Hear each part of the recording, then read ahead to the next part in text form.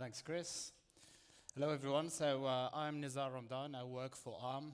My role is a bit to look after the ecosystem or developer relations. So before we start, can you raise your arm if you know what Arm is? Oh, good. Okay.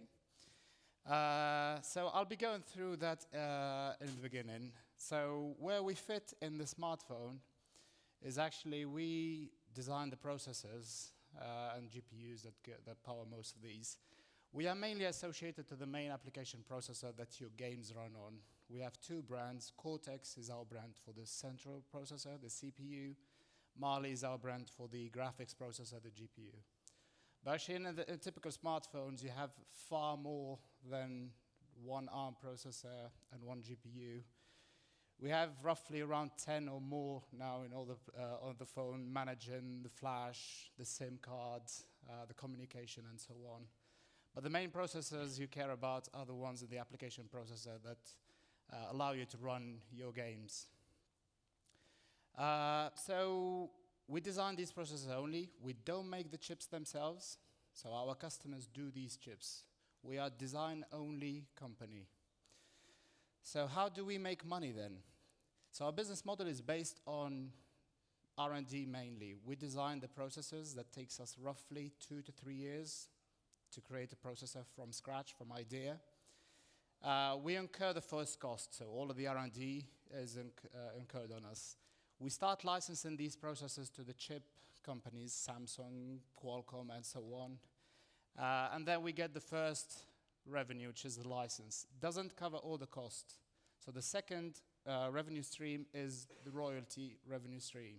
So per each chip, our customers pay us royalties. So that's good for us because it allows us to have a constant stream of revenue.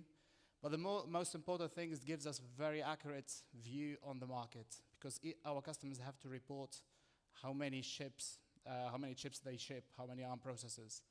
Plus, when we negotiate the license with them, they have to give us their forecasts, how many they think they will ship. So we combine all that data, and that gives us a very good view how many smartphones, how many tablets, how many smart TVs, and so on are shipping worldwide. And today I'll be sharing mainly that with you.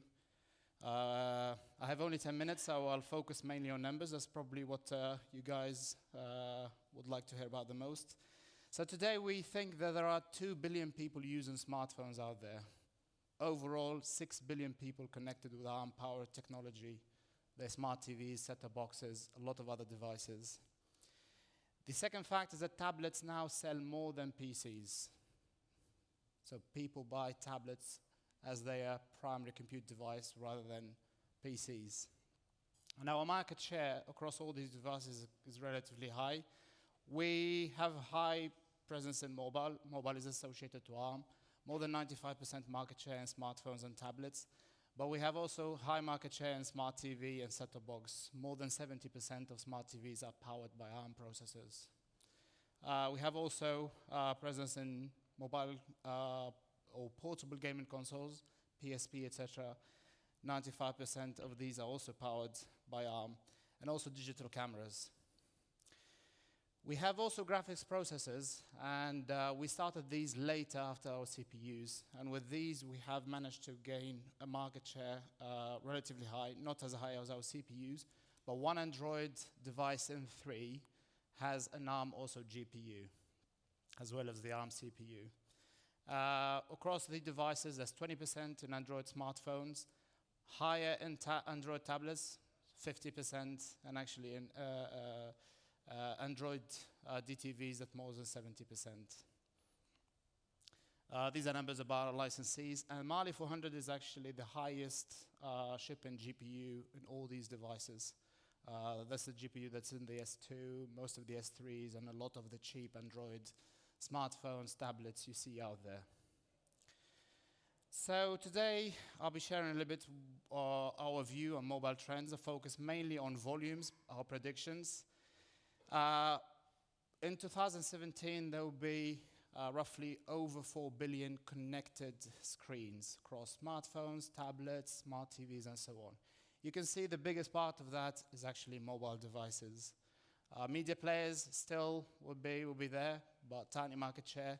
Mobile computing, tablets and so on have big market share, and you can see desktop PCs marginal. TV set-top boxes growing also very, very, very fast. So if we look a bit at the breakdown, focusing on smartphone, then we think by 2017, 1.8 billion smartphones will sell. So on a yearly basis. And clearly the market will segment. You will still have the feature phone, the voice-only phone, which is a very, very basic mobile phone that does probably only call and SMS. People think that will disappear and everything will be smartphone.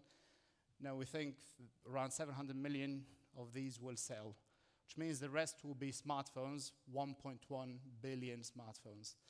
But what will clearly happen is that this market will segment into three segments. The premium smartphone, the flagship device from Apple, Samsung, really the high end, will be big, roughly 400 million. But you will have also a tier in between, the mid-range, and roughly 550 million. But you will see this big, massive entry-level smartphone, around 850 million of these. These will be basic smartphones. If you compare them to what you have today, they will be more powerful than the premium smartphone that you have on the market today. Which means a lot of people will be enabled with smartphones that can run mobile games easily. Roughly, if you want to think, what is the entry-level smartphone compared to the premium?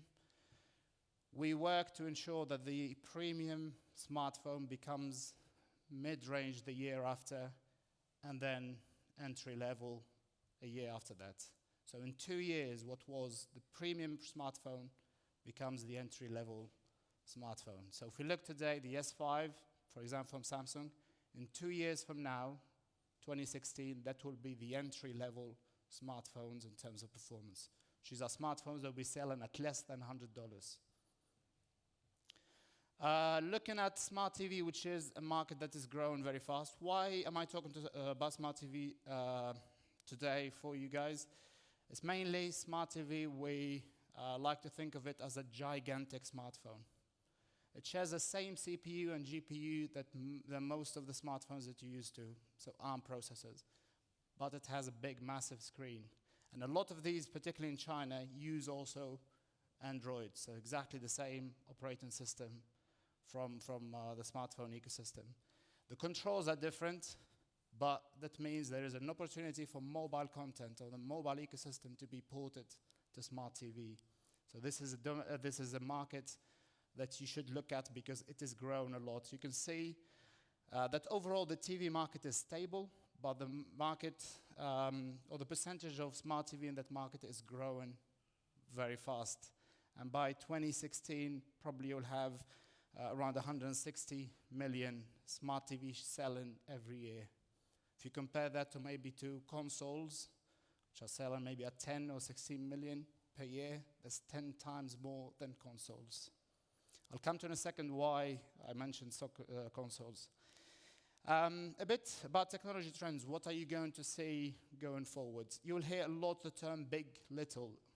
Phones with big, little technology. What does that mean? It means that these smartphones have two processors inside. A big processor for the heavy tasks and a small processor for the less intensive tasks. The reason we did this is that we realized when we design our processors, we design them for the heaviest task. But most of the time, the phone doesn't need that. If you're running casual games, simple games, you don't need to have a very powerful processor running these. So our approach going forward is to have two processors in a smartphone. If the application doesn't require a lot of processing power, then the little processor will be running it, which means your players will be able to play these games for a long, long time. They will not have to worry about battery power consumption. If I play my game, my phone will not last until the end of the day. So a lot of phones like the Note 3, Galaxy S5 are powered with this technology, and you'll see this more and more in the market. The other trend is 64-bit. So we introduced 64-bit processors, and by the end of this year, you will see Android probably devices or smart TVs, and so on with this technology. Apple was already the first to introduce this last year, but you will see more and more devices. 64-bit means you can address more memory. So if you're doing games with large assets, you need a lot of memory, you will be able to do this. And you will see a trend of phones released with 4 gigabytes, 8 gigabytes of memory. The good news is that all your games in 32-bit will run on 64-bit. So it's fully backwards compatible. You don't have to worry about rebuilding your games or retesting them. Plus, a lot of other performance like uplift and new features will be in 64-bit. I spoke earlier about console, and why I mentioned that is that today, the smartphones that we're selling will have almost the Xbox 360 and PlayStation 3 GPU compute capability, which means you have these consoles in that tiny device that you carry in your pocket. So game content, can run a rich experience like people had with the Xbox 360 or PlayStation 3. And you can see the graph year on year where the GPU compute power capability, then probably by maybe 2018, mobile will catch with the next gen, the Xbox One and PlayStation 4. And probably after that, we will, for the first time, it will outpace even the next gen. So you should look at these devices as really powerful consoles everywhere. I know casual gaming is really big, but maybe there is a market for richer content, better in visuals. I'll skip this one. Another trend is wearable. You'll see a lot of these coming in the future. We think by 2018 there will be almost 500 million of these devices, probably companion devices to your phone, but why not? You can run games natively on these smartwatches, health monitors, and so on. And then lastly, how can we help you as a developer? We have a developer website, so if you need technical support, plenty of tools, plenty of free support. That's smileydeveloper.arm.com. Everything is free. And then we have a connected community website, so if you want to interact with community members, you can have your own page. You can meet maybe OEMs, silicon companies, if you want to publish through these, or interact with ARM. That's it for me. If you have any questions, sorry, I ran late. Fantastic, thank you very much. Their Mali developer website is actually brilliant. I don't know who makes that for them, but it's very, very which good. company do it. It's a fantastic business. Have we got any questions for, this is the last question, last day, any questions for the man that sees the future and knows what devices? Any questions? I have a question, so that's good. So I have one question, then we can switch over. So wearables, I missed your entire presentation because I'm running about very unprofessional. Wearable, good point. But I've seen it before. No, but wearables, are you guys working on a lot of stuff in that space at the moment? Presumably that's, even more up your alley in terms of kind of lightweight. Can you talk about it? Are you prepared to talk about it? Yeah, so most of these devices are powered already with ARM processors, but the current generation is based on processors we designed a while back, so it's off the shelf.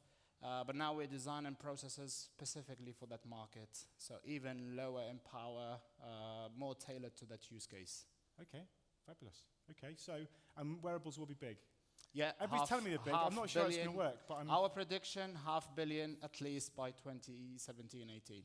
Is anybody here making any games for wearables or thought about it? Oh, there is. Yeah, good man. I'll have a look at that.